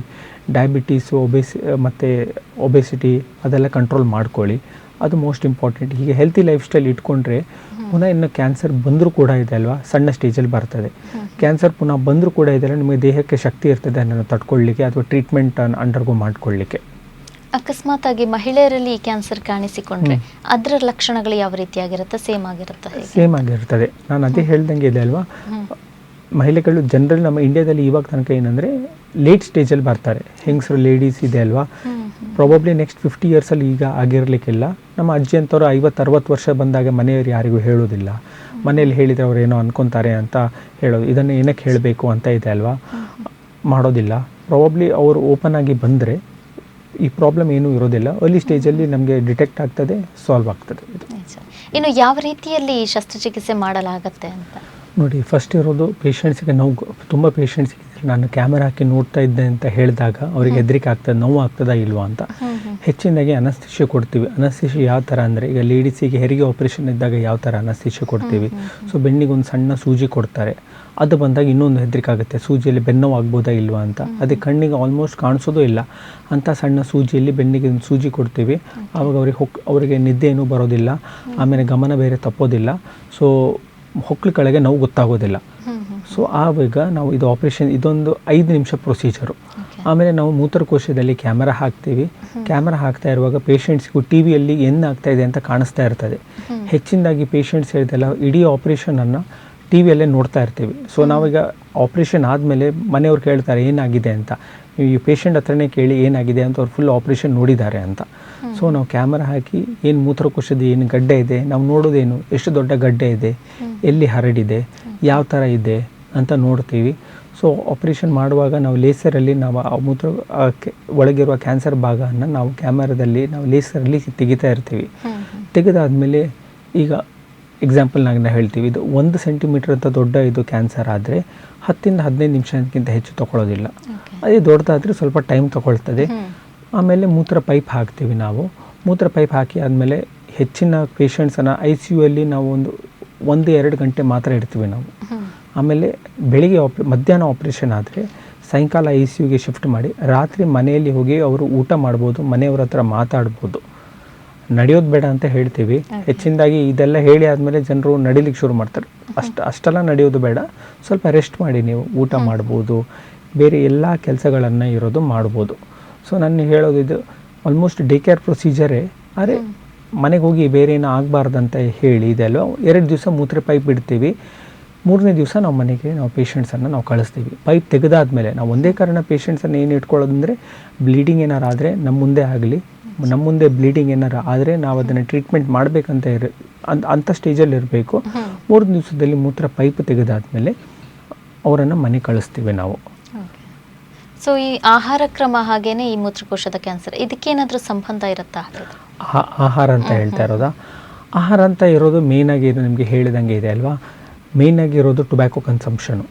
ತುಂಬ ಜನರಿಗೆ ಬೇರೆ ಇನ್ನೊಂದೇನು ಅನ್ಸುತ್ತೆ, ನೀರು ಹೆಚ್ಚು ಕುಡಿದ್ರೆ ಕ್ಯಾನ್ಸರ್ಗೆ ಕಮ್ಮಿ ಆಗ್ತದೆ ಅಂತ. ಹೆಚ್ಚಿನವರಿಗೆ ಎಸ್ಪೆಷಲಿ ನಮ್ಮ ಹತ್ರ ಬರೋದು ಪ್ರಾಬ್ಲಮ್ ಇವಾಗ ಏನಾಗಿದೆ ಅಂದರೆ, ನೀರು ಹೆಚ್ಚು ಕುಡಿದ್ರೆ ಸ್ಟೋನ್ ಆಗಲ್ಲ ಅಂತ, ನೀರು ಹೆಚ್ಚು ಕುಡಿದ್ರೆ ಕ್ಯಾನ್ಸರ್ ಆಗಲ್ಲ ಅಂತ. ಆ ಥರದ್ದೇನೂ ಇಲ್ಲ. ಸೊ ನೀರು ಹೆಚ್ಚು ಕುಡಿಲೇ ಇಲ್ಲಿ ಆ ಥರ ಏನೂ ಆಗೋದಿಲ್ಲ. ಕೆಲವರು ಇನ್ನೂ ಹೇಳ್ತಾರೆ ಚಹಾ ಕಾಫಿ ಕುಡಿದ್ರೆ ಕ್ಯಾನ್ಸರ್ ಆಗುತ್ತಾ ಅಂತ. ಇಲ್ಲ. ಇನ್ನು ಕೆಲವರು ಹೇಳ್ತಾರೆ ನಾವು ಇದು ಆಲ್ಕೋಹಾಲ್ ತೊಗೊಂಡ್ರೆ ಕ್ಯಾನ್ಸರ್ ಆಗುತ್ತೆ. ಆಲ್ಕೋಹಾಲಿಂದ ಬೇರೆ ಪ್ರಾಬ್ಲಮ್ ಆಗ್ಬೋದು, ಆದರೆ ಮೂತ್ರಕೋಶದ ಕ್ಯಾನ್ಸರ್ ಆಗೋದಿಲ್ಲ. ಸೊ ಜನರಲಾಗಿ ನಾವು ಹೇಳೋದು ನಿಮಗೆ ಮಾತ್ರೆ ಟ್ಯಾಬ್ಲೆಟ್ಸ್ ಅಂತ ಎಂತೆಲ್ಲ, ಪ್ರೊಸೆಸ್ಡ್ ಫುಡ್ ಕಮ್ಮಿ ಮಾಡಿ, ಮೈದಾ ಕಮ್ಮಿ ಮಾಡಿ, ಮನೆ ಊಟ ಎಷ್ಟಾದರೂ ಮಾಡಿ, ಅದರಲ್ಲಿ ಏನು ಅಂದರೆ ಎಫೆಕ್ಟು ಏನೂ ಇಲ್ಲ. ಆಮೇಲೆ ಪ್ರಿವೆನ್ಷನು ಕಮ್ಮಿ ಆಗ್ತದೆ. ಕ್ಯಾನ್ಸರ್ ಬಂದು ಲೋ ಸ್ಟೇಜಲ್ಲಿ ಬರ್ಬೋದು ಕ್ಯಾನ್ಸರು ಅಂತ. ಓಕೆ, ಇವಾಗ ಆಹಾರ ಕ್ರಮದ ಬಗ್ಗೆ ಹೇಳಿದ್ರೆ ಅದರಲ್ಲಿ ಕೂಡ ಕೆಲವರು ಏನೇನೋ ಅನ್ಕೊಂಡಿರ್ತಾರೆ ಅಂತ. ಇನ್ನು ಮೂತ್ರಕೋಶದ ಕ್ಯಾನ್ಸರ್ ಬಗ್ಗೆ ಕೆಲವೊಂದು ತಪ್ಪು ಕಲ್ಪನೆಗಳಿರುತ್ತೆ, ಅದು ಯಾವ ತಪ್ಪು ಕಲ್ಪನೆ ಮೊದಲೇ ಹೇಳ್ದಂಗೆ ಇದೆ ಅಲ್ವಾ. ನಾವು ಸ್ಮೋಕಿಂಗ್ ಮಾಡೋದು ಸ್ಟಾಪ್ ಆದರೆ ಇನ್ನು ಮುಂದೆ ಕ್ಯಾನ್ಸರ್ ಬರೋದಿಲ್ಲ ಅಂತ. ನಾನು ಹೇಳ್ದಂಗೆ 15 ವರ್ಷ ತನಕ ಇದೆ ಅಲ್ವಾ, ಕ್ಯಾನ್ಸರ್ ಬರುವ ರಿಸ್ಕ್ ಇದೆ. ಇನ್ನು ಕೆಲವರು ಹೇಳ್ತಾರೆ ವೇಪಿಂಗ್ ಅಂತ, ಎಲೆಕ್ಟ್ರಾನಿಕ್ ಸಿಗರೇಟ್ಸ್ ಅಂತ ತಗೊಂಡ್ರೆ ಇದೆಲ್ಲ ಕ್ಯಾನ್ಸರ್ ಬರೋದಿಲ್ಲ ಅಂತ. ಅದು ತಪ್ಪದು. ಅದರಿಂದನೂ ಕ್ಯಾನ್ಸರ್ ಬರುವ ಚಾನ್ಸಸ್ ಇರುತ್ತೆ. ಇನ್ನು ಕೆಲವರು ಹೇಳ್ತಾರೆ ಅಥವಾ ನಾವು ಬರೀ ಸಿಗರೇಟ್ಸ್ ಇರೋದಿಲ್ಲ ಅಂತ. ಬಿಡಿ ಈವನ್ ಮೋರ್ ಹಾರ್ಮ್ಫುಲ್ ಅದು ಕ್ಯಾನ್ಸರಿಗೆ ಬರುವಂಥದ್ದಲ್ಲಿ. ಇನ್ನು ಕೆಲವರು ಹೇಳ್ತಾರೆ ನಾವು ವಿಟಮಿನ್ ಟ್ಯಾಬ್ಲೆಟ್ಸ್ ಎಲ್ಲ ತೊಗೊಂಡ್ರೆ ಕ್ಯಾನ್ಸರ್ ಬರೋದಿಲ್ಲ ಅಂತ. ಆ ಥರ ಏನೂ ಇಲ್ಲ. ಚಹಾ ಕಾಫಿ ಕುಡಿದ್ರೆ ಅಥವಾ ಆಲ್ಕೋಹಾಲ್ ತೊಗೊಂಡ್ರೆ ಇದೆಲ್ಲ ಕ್ಯಾನ್ಸರ್ ಬರುತ್ತೆ, ಅದಕ್ಕೇನು ಸಂಬಂಧ ಏನೂ ಇಲ್ಲ. ಇನ್ನೊಂದು ಏನು ಅಂದರೆ ನಾನು ಹೇಳ್ಕೊಳ್ಬೇಕಂದ್ರೆ ಇದೆ ಅಲ್ವಾ, ನಾನು ಮುಂಚೆ ಹೇಳ್ದಂಗೆ ಇದೆ ಅಲ್ವಾ, ಮೂತ್ರಕೋಶದಲ್ಲಿ ರಕ್ತ ಬಂದರೆ, ರಕ್ತದಲ್ಲಿ ನೋವು ಬರಲಿಲ್ಲ ಅಂದರೆ ಮತ್ತು ರಕ್ತ ಗಡ್ಡ ಬಂದರೆ ಕ್ಯಾನ್ಸರ್ ಬರುವ ಚಾನ್ಸ್ ಇರುತ್ತೆ ಅಂತ. ಆದರೆ ಬರೀ ರಕ್ತ ಮತ್ತು ಉರಿ ಬಂದರೆ ಇನ್ಫೆಕ್ಷನ್ ಆಗುವ ಚಾನ್ಸ್ ಇರುತ್ತೆ ಅಥವಾ ಕಲ್ಲಿರುವ ಚಾನ್ಸ್ ಇರುತ್ತೆ ಅಂತ. ಆದರೆ ಇದೇ ಮೂತ್ರಕೋಶದ ಇನ್ಫೆಕ್ಷನ್ನು ಪದೇ ಪದೇ ಆಗ್ತಾ ಇದ್ದರೆ, ಟ್ರೀಟ್ಮೆಂಟ್ ತಗೊಂಡಿಲ್ಲ ಅಂದರೆ ಅದೇ ಕ್ಯಾನ್ಸರಲ್ಲಿ ಚೇಂಜ್ ಆಗ್ಬೋದು ಅಂತ. ಅದೊಂದು ಇಂಪಾರ್ಟೆಂಟ್. ಅಥವಾ ಕೆಲವರು ವಯಸ್ಸಾದವರು ಇರ್ತಾರೆ, ನಮಗೆ ಏನೇ ಕಾರಣಕ್ಕೆ ಇದೆಲ್ಲ ಮೂತ್ರ ಮಾಡಲಿಕ್ಕೆ ಆಗೋದಿಲ್ಲ, ಮೂತ್ರ ಪೈಪ್ ಇಟ್ಕೊತಾರೆ. ಇದೇ ಪೈಪನ್ನು 5-6 ವರ್ಷ ಆದಮೇಲೆ ಇದೆ ಅಲ್ವಾ, ಆ ಮೂತ್ರ ಪೈಪಿಂದನೇ ಕ್ಯಾನ್ಸರ್ ಆಗುವ ಚಾನ್ಸ್ ಇರ್ತದೆ. ವರ್ಷಗಟ್ಟಲೆ ಚೆಕಪ್ ಮಾಡದೇ ಇದ್ದರೆ, ಆಮೇಲೆ ಇನ್ಫೆಕ್ಷನ್ ಪದೇ ಪದೇ ಆಗ್ತಾ ಇದ್ದರೆ, ಸರಿಯಾಗಿ ಟ್ರೀಟ್ಮೆಂಟ್ ತಗೊಂಡಿಲ್ಲ ಅಂದರೆ ಆ ಇನ್ಫೆಕ್ಷನಿಂದ ಕ್ಯಾನ್ಸರ್ ಆಗುವ ಚಾನ್ಸ್ ಇರ್ತದೆ. ಓಕೆ, ಅಕಸ್ಮಾತಾಗಿ ಅವ್ರಿಗೆ ಗೊತ್ತಾಗಿ ಕೂಡ ಆ ಟ್ರೀಟ್ಮೆಂಟ್ ತಗೊಂಡಿಲ್ಲ ಅಂದರೆ ಕ್ಯಾನ್ಸರ್ ಇದೆ ಅಂತ. ಹೌದು. ಇನ್ನು ಕೆಲವರು ಹೇಳ್ತಾರೆ ವಯಸ್ಸಾಗಿದೆ ನಮಗೇನು ಮಾಡಲಿಕ್ಕೇನು ಇಷ್ಟ ಇಲ್ಲ ಅಂತ. ನಾವು ಹೇಳೋದು ಓಕೆ, ಏನಾಗ್ತದೆ ಅಂದರೆ ಈಗ ಮೂತ್ರಕೋಶದಲ್ಲಿ ಫಸ್ಟು ಕ್ಯಾನ್ಸರ್ ಬಂದಾಗ, ಸಣ್ಣದಿದ್ದಾಗ ಅಷ್ಟೆಂತ ಬ್ಲೀಡಿಂಗ್ ಆಗೋದಿಲ್ಲ. ದೊಡ್ಡದಾದಾಗ ಬ್ಲೀಡಿಂಗ್ ಆಗ್ತದೆ, ಮೂತ್ರ ಬಂದಾಗ್ತದೆ, ಮತ್ತು ಬಂದಾಗಿ ಮೂತ್ರ ಪೈಪ್ ಹಾಕಿದರೆ ಏನು ಮೂತ್ರ ಬರೋದಿಲ್ಲ. ಆವಾಗ ನೀವು ಆಸ್ಪತ್ರೆಗೆ ಹೇಗಾದರೂ ಬರಬೇಕಾಗತ್ತೆ. ಸೊ ಇವಾಗ ನಮ್ಮ ಡಾಕ್ಟರ್, ಇವಾಗ ಪೇಷಂಟ್ಸ್ ಹೇಳ್ತಾರೆ, ನಾನು ಪೇಷಂಟ್ಸ್ಗೆ ಅದೇ ಹೇಳು, ಇವಾಗ ಇಷ್ಟೊಂದು ಡಾಕ್ಟರ್ಸ್ ಇದ್ದಾರೆ, ಇಷ್ಟೊಂದು ಗೌರ್ಮೆಂಟ್ ಸ್ಕೀಮ್ಸ್ ಇದೆ, 5-6 ಮೆಡಿಕಲ್ ಕಾಲೇಜ್ ಇದೆ, ನೀವು ಬೇಗ ಬಂದುಬಿಟ್ಟು ಟ್ರೀಟ್ಮೆಂಟ್ ಮಾಡ್ಕೊಳ್ಳಿ, ಮುಂದೆ ಪ್ರಾಬ್ಲಮ್ ಆಗದೆ ಇರುವಂಗೆ ನೀವು ಟ್ರೀಟ್ಮೆಂಟ್ ಮಾಡ್ಕೊಳ್ಳಿ. ಇದು ಸಿಂಪಲ್ ಟ್ರೀಟ್ಮೆಂಟ್. ನಾನು ಹೇಳಿದಂಗೆ 2 ದಿವಸದಲ್ಲಿ ಮನೆಗೆ ಹೋಗ್ಬೋದು ನೀವು. ಸೊ ಹಾಗೇನು ಪ್ರಾಬ್ಲಮ್ ಏನೂ ಇಲ್ಲ, ನೀವು ಟ್ರೀಟ್ಮೆಂಟ್ ಮಾಡೋದು ಯಾವತ್ತೂ ಬೆಟರ್. ಓಕೆ, ಇನ್ನು ಆಗಲೇ ಹೇಳಿದ್ರಿ ಧೂಮಪಾನದಿಂದಾಗಿ ಬರುತ್ತೆ ಅಂತ ಈ ಕ್ಯಾನ್ಸರ್. ಇನ್ನು ಧೂಮಪಾನದ ಹೊರತಾಗಿ ಬೇರೆ ಏನಾದರೂ ಪ್ರಮುಖ ಕಾರಣಗಳು ಇವೆಯಾ ಹೇಗೆ ಅಂತ? ಹೌದು, ಮೇಯ್ನ್ ಆಗಿರೋದು ಧೂಮಪಾನ ಇರೋದು. ಇನ್ನೊಂದು ಬೇರೆ ಇರೋದು, ನಾನು ನಿಮಗೆ ಲಾಸ್ಟ್ ಟೈಮ್ ಹೇಳ್ದಂಗೆ ಇದೆ, ಪದೇ ಪದೇ ಮೂತ್ರ ಇನ್ಫೆಕ್ಷನ್ ಆದರೆ ಅದು ಕ್ಯಾನ್ಸರ್ ಬರುವ ಸಾಧ್ಯತೆ ಇದೆ. ಹೆಚ್ಚಿನದಾಗಿ ಇವಾಗ ಪೆಟ್ರೋಲಿಯಂ ವರ್ಕರ್ಸು ಅಥವಾ ರಬ್ಬರ್ ಇಂಡಸ್ಟ್ರಿಯಲ್ಲಿ ಇರೋದು ಅಥವಾ ಕೆಮಿಕಲ್ ಫ್ಯಾಕ್ಟ್ರೀಸಲ್ಲಿರೋದು, ಆ ಕೆಮಿಕಲ್ಸ್ ಎಕ್ಸ್ಪೋಷರ್ ಆಗಿ ಕ್ಯಾನ್ಸರ್ ಬರುವ ಚಾನ್ಸಸ್ ಇರ್ತದೆ. ಇವಾಗ ಅದು ಕಮ್ಮಿ, ಯಾಕಂದರೆ ಗೌರ್ಮೆಂಟ್ ರೂಲ್ಸ್ ಸ್ಟ್ರಿಂಜೆಂಟ್ ಆಗಿದೆ, ಆಮೇಲೆ ಪ್ರೊಟೆಕ್ಟಿವ್ ಡಿವೈಸಸ್ ಹೆಚ್ಚಾಗಿದೆ, ಅದು ಕ್ಯಾನ್ಸರ್ ಬರುವ ಕಾರಣ ಕಮ್ಮಿ. ಇನ್ನು ಕೆಲವರಿಗೆ ರೇಡಿಯೇಷನ್ ಏನಾದ್ರು ಟ್ರೀಟ್ಮೆಂಟ್ ಆಗಿದ್ರೆ ಇದೆ ಅಲ್ವಾ, ರೇಡಿಯೇಷನ್ ಹೇಗಿದ್ದರೆ ಅಂದರೆ ಬ್ಲ್ಯಾಡರ್ ಕ್ಯಾನ್ಸರ್ಗೆ ಟ್ರೀಟ್ಮೆಂಟ್ ಒಂದು ರೇಡಿಯೇಷನ್ ಅಂತ ಇರೋದು. ಅದು ಈ ರೇಡಿಯೇಷನ್ನೇ ಕ್ಯಾನ್ಸರ್ಗೆ ಬರುವ ಚಾನ್ಸಸ್ ಇರುತ್ತೆ. ಇದರಲ್ಲಿ ಕ್ಯಾನ್ಸರ್ ಬರುವ ಚಾನ್ಸಸ್, ಈಗ ಗರ್ಭಕೋಶ ರೇಡಿಯೇಷನ್ ಚಿಕಿತ್ಸೆ, ರೇಡಿಯೇಷನ್ ಇವಾಗ ಗರ್ಭಕೋಶದ ಕ್ಯಾನ್ಸರ್ ಇದ್ದಾಗ ಕೆಲವರಿಗೆ ಇದು ರೇಡಿಯೋಥೆರಪಿ ಅಂತ ಕೊಡ್ತೀವಿ ನಾವು. ಲೀನಿಯರ್ ಆಕ್ಸೆಲರೇಟರ್ ಅಂತ ಇದೆ, ಅದರಿಂದ ರೇಡಿಯೇಷನ್ ಕೊಡ್ತೀವಿ ನಾವು. ರೇಡಿಯೇಷನಿಂದ ಕ್ಯಾನ್ಸರ್ ಸೆಲ್ಸ್ ಸತ್ತೋಗ್ತದೆ. ಈ ರೇಡಿಯೇಷನಿಂದ ಇದೆ ಅಲ್ವಾ, ಕ್ಯಾನ್ಸರ್ ಬೇರೆ ಥರ ಕ್ಯಾನ್ಸರ್ಸ್ ಬರುವ ಸಾಧ್ಯತೆ ಇದೆ. ಇವಾಗ ಗರ್ಭಕೋಶ ಕ್ಯಾನ್ಸರ್ ಟ್ರೀಟ್ಮೆಂಟ್ ಆಗ್ಬೋದು, ಆದರೆ ಮೂತ್ರಕೋಶ ಕ್ಯಾನ್ಸರ್ ಬರ್ಬೋದು. ಪ್ರಾಸ್ಟೇಟ್ ಕ್ಯಾನ್ಸರಿಗೆ ರೇಡಿಯೇಷನ್ ಅಂತ ಕೊಡ್ತೀವಿ ನಾವು, ಅದು ಟ್ರೀಟ್ಮೆಂಟ್ ಆಗ್ಬೋದು. ಆದರೆ ಆ ರೇಡಿಯೇಷನಿಂದ ಮೂತ್ರಕೋಶದ ಕ್ಯಾನ್ಸರ್ ಬರುವ ಚಾನ್ಸಸ್ ಇರ್ತದೆ. ಇದೊಂದು ಇರುತ್ತೆ. ಈಗ ರೇಡಿಯೇಷನ್ ಇಂದ ಕ್ಯಾನ್ಸರ್, ಬೇರೆ ಕ್ಯಾನ್ಸರ್ ಬರುತ್ತೆ ಅಂತ, ಹಾಗಿದ್ರೆ ಆ ಒಂದು ಚಿಕಿತ್ಸಾ ಕ್ರಮ ಯಾಕೆ ಅಂತ? ಅದೊಂದು ಸೈಡ್ ಎಫೆಕ್ಟ್ ಅಂತ ನೀವು ಹೇಳ್ಬೋದು. ಆದರೆ ಇದೊಂದು ರೇಡಿಯೇಷನ್ ಇಂದ ಇದೆ ಅಲ್ವಾ, ಅದೊಂದು ಸೈಡ್ ಎಫೆಕ್ಟ್ ಅದು. ಆದರೆ ಈಗ ಅದು ಇಂಥ ಪೇಷಂಟ್ಸ್ ಇದೆಲ್ಲ ಯಾವತ್ತು ಫಾಲೋಅಪ್ ಅಲ್ಲಿ ಇರ್ತಾರೆ. ಒಂದ್ಸಲಿ ರೇಡಿಯೇಷನ್ ತೊಗೊಂಡಾದ್ಮೇಲೆ 100% ಫಾಲೋಅಪ್ ಅಲ್ಲಿ ಇರ್ತಾರೆ. ಆದರೆ ಇಂಥ ಪೇಷಂಟ್ಸ್ಗೆ ಫಾಲೋಅಪಿಗೆ ಬಂದಾಗ ಅರ್ಲಿ ಸ್ಟೇಜಲ್ಲಿ ಡಿಟೆಕ್ಷನ್ ಆದರೆ ಅದನ್ನು ಟ್ರೀಟ್ಮೆಂಟ್ ಮಾಡ್ಬೋದು. ಸೈಡ್ ಎಫೆಕ್ಟ್ ಅಂತ ಹೇಳ್ಬೋದು ನಾವು. ಆದರೆ ಇವಾಗ ಅದರಲ್ಲೂ ಟೆಕ್ನಾಲಜೀಸ್ ಹೆಚ್ಚಾಗಿದೆ. ನಮಗೆ ಬೇರೆ ಎಲ್ಲೂ ರೇಡಿಯೇಷನ್ ಬರಬಾರ್ದು, ಕ್ಯಾನ್ಸರ್ದು ಎಲ್ಲಿ ಕ್ಯಾನ್ಸರ್ ಇದೆ ಅಲ್ಲಿ ಮಾತ್ರ ರೇಡಿಯೇಷನ್ ಕೊಡಬೇಕಂತ ಹೊಸ ಟೆಕ್ನಾಲಜಿ ಎಲ್ಲ ಬಂದಾಗಿದೆ ಅಲ್ವಾ, ಅದು ರಿಸ್ಕ್ ಕಮ್ಮಿ. ಇವಾಗ ಮೂತ್ರಕೋಶದ ಕ್ಯಾನ್ಸರ್ ಬರೋ ಚಾನ್ಸಸ್ ಕಮ್ಮಿ. ಓಕೆ, ಹೊಸ ಟೆಕ್ನಾಲಜಿ ಅಂತ ಹೇಳಿದರೆ ಏನೇನು, ಯಾವ ರೀತಿಯ ಹೊಸ ಶೈಲಿಗಳು ಬಂದಿವೆ ಅಂತ? ಹೊಸ ಟೆಕ್ನಾಲಜಿ ಅಂತ ಇರೋದು ನಮ್ಮ ಇದರಲ್ಲಿ, ನನ್ನದು ಆಪರೇಷನ್ ವಿಭಾಗದಲ್ಲಿ ಮುಂಚೆ ಈಗ ನಾವು ಲ್ಯಾಪ್ರೋಸ್ಕೋಪಿ ಅಂತ ಮಾಡ್ತೀವಿ, ರೋಬೋಟಿಕ್ ಸರ್ಜರಿ ಅಂತ ಇರೋದು ಮಾಡ್ತೀವಿ. ಸೊ ಇದರದ್ದು ಅಡ್ವಾಂಟೇಜ್ ಏನಂದರೆ, ನಮ್ಮ ಕೀಹೋಲ್ ಆಪ್ರೇಷನಲ್ಲಿ ನಾವು ಮಾಡ್ಬೋದು. ಸೊ ಈ ಕೀಹೋಲ್ ಆಪ್ರೇಷನ್ ಇದು ಅಡ್ವಾಂಟೇಜ್ ಏನಂದರೆ, ಪೇಷಂಟು ರಿಕವರಿ ತುಂಬ ಬೇಗ ಆಗ್ತದೆ. ನಾರ್ಮಲ್ ಓಪನ್ ಆಪ್ರೇಷನಲ್ಲಿ 2 ವಾರ ಹಾಸ್ಪಿಟಲಲ್ಲಿ ಇರಬೇಕಾದ್ರೆ ಇವರು 3-4 ದಿವಸದಲ್ಲಿ ಮನೆಗೆ ಹೋಗ್ಬೋದು. ಇವರು ಆಹಾರ ಬೇಗ ತಗೊಳ್ಬೋದು, ಬೇಗ ನಡಿಬೋದು, ನೋವು ಕಮ್ಮಿ ಇರ್ತದೆ. So quality of life better ಇರ್ತದೆ.